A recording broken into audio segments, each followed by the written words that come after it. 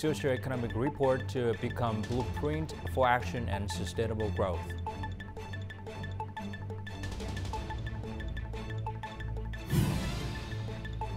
And inflation control measures needed to boost economic growth.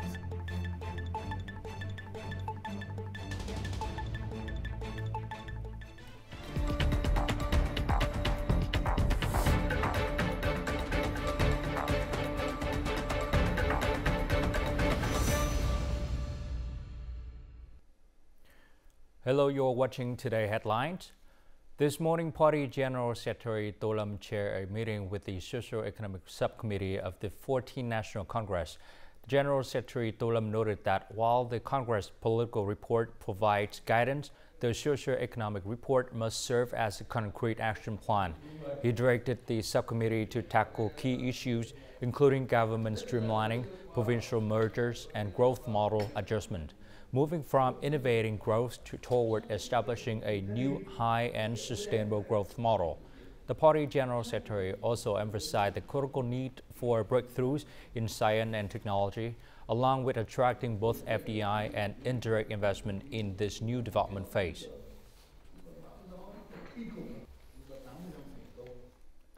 Developing the private economy, a lever for prosperous Vietnam is the title of an article by Party General Secretary Tô Lâm. The article emphasizes that from an economy with an average income per capita of only $96 in 1989, Vietnam has grown strongly and is expected to enter the group of upper middle income countries by the end of 2025, equivalent to over $5,000 per person per year. This success has benefited from a very important contribution from the private business sector.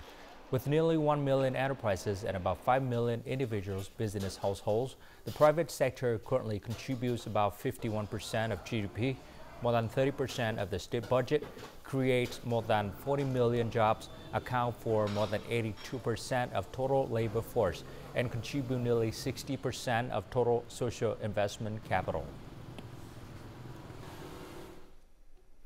This morning at the National Assembly Party Committee's Standing Board meeting, National Assembly Chairman Trần Thành Mẫn discussed upcoming election plans for the 16th National Assembly and local people's councils for the 2026-2031 term. He also addressed proposed amendments to the election law and ongoing revisions to certain provisions of the Constitution. The National Assembly Chairman emphasized the need for tight coordination between the National Assembly and government agencies to ensure that proposals are prepared thoroughly and presented on schedule. He also highlighted the importance of promoting political education and public awareness to align understanding and actions with the party directive for the country's development. On average, the Consumer Price Index (CPI) in the first 2 months of the year increased by 3.27% compared to the same period last year.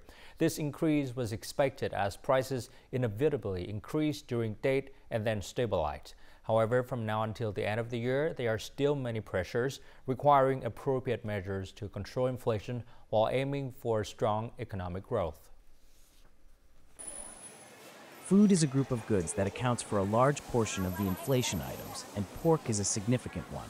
A 10% increase in pork prices will increase the Consumer Price Index by 0.34%. Recently, pig sales have commenced, causing pork prices in some places to decrease gradually. Last week, the price of pork was $3.1 per kilogram. It has tended to decrease to about $2.9 per kilogram. However, purchasing power is still quite gloomy when people have a mentality of tightening budgets. When purchasing power increases strongly again, it must be closely monitored for inflation.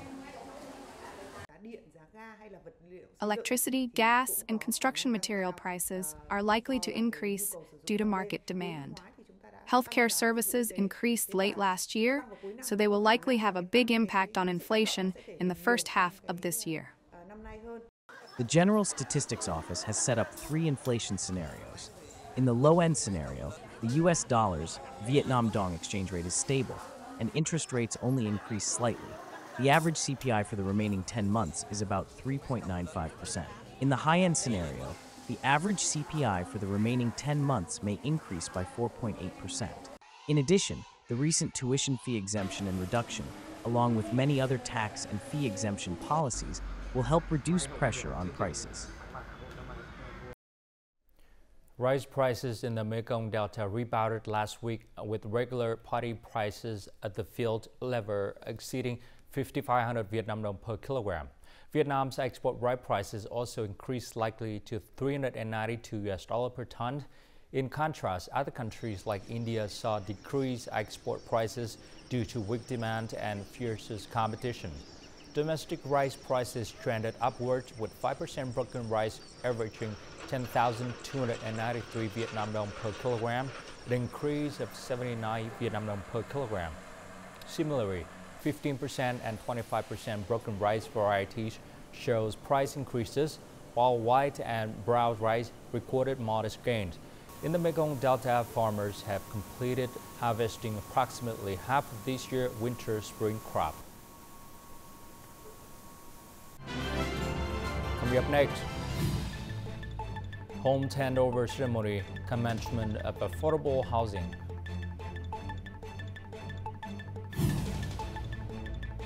And direct flight between Incheon and Khánh Hòa resumed.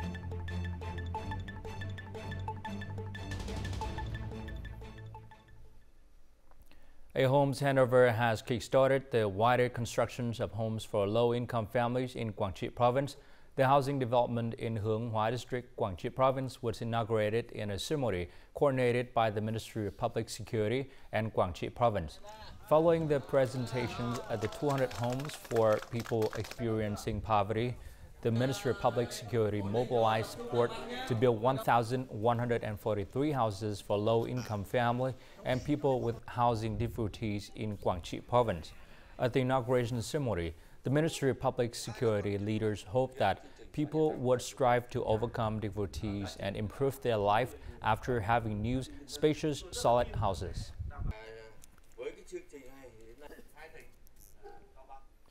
The Ministry of Health has received 500,000 doses of measles vaccines donated by the Vietnam Vaccination Center system to support catch-up vaccination for children.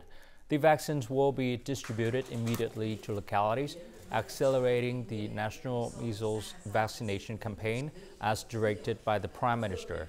The goal is to vaccinate at least 95% of unvaccinated or under-vaccinated children in high-risk areas and outbreak zones. Since the beginning of the year, Vietnam has recorded approximately 40,000 suspected measles cases and 5 measles-related deaths.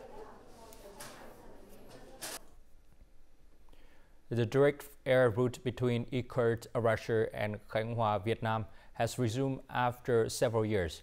Azur Air Flight ZF2577 carrying 231 passengers landed at Cam Ranh International Airport this afternoon. Airlines plan to expand flights to Phú Quốc, offering more options for Russian tourists. The flight frequency will grow from 12 flights in March to 50 to 55 per month from April. By July, the number of flights is expected to increase to 90 to 100 per month. Last Saturday, Vietnamese ambassador to Israel, Lý Đức Chung, participated in a live broadcast hosted on Israel FM 100 radio to introduce Vietnam, its people, and the bilateral cooperative relations between the two countries. During the program, the ambassadors introduced Vietnam's socio-economic development achievement in recent years. He stated that with a diverse natural landscape, friendly and hospitable people, and rich culture and cuisine, Vietnam is increasingly becoming Israeli people's favorite tourist destination. Additionally, the ambassador brought to the studio a special avocado specialty, which is cultivated in Vietnam using Israeli seed and farming techniques, resulting in greater productivity and economic efficiency.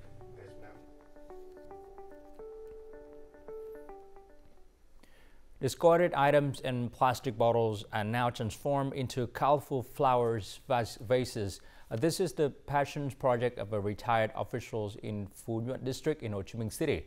Over the past 5 years, he has dedicated himself to improving and raising awareness of protecting the environment. After watching online tutorials on making plant holders from plastic bottles, Phan Ban Chanh developed his idea of transforming recycled waste into home decoration products. Along the railway on Mai Van Ngọc Street, once a garbage collection point has now turned into a vibrant green corner. First, I will hang this one up, then add soil and a pot plant later. I hope this idea continues to spread because they're easy to make and reduce plastic waste in the environment. With skillful hands and perseverance, Chanh has breathed life into these seemingly useless items. His creativity has attracted many local people and authorities who have worked to help him maintain this meaningful project. His project is truly remarkable. The locals here highly praise it because although the work is small, it gradually changes people's perspectives and actions. His project improves the city's landscape and inspires many to protect the environment. Phan Ban Chanh's story proves that even a small individual action can lead to positive changes in the living environment. And now, as usual, let's continue with the weather forecast.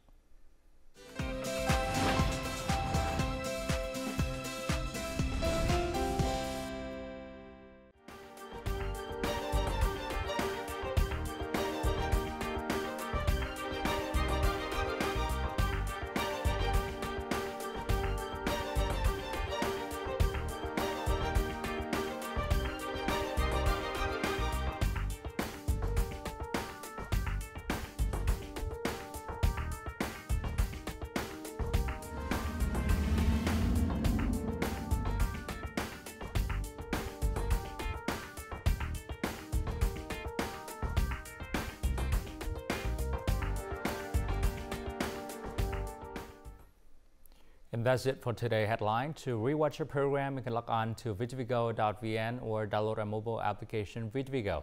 Thanks for watching and goodbye for now.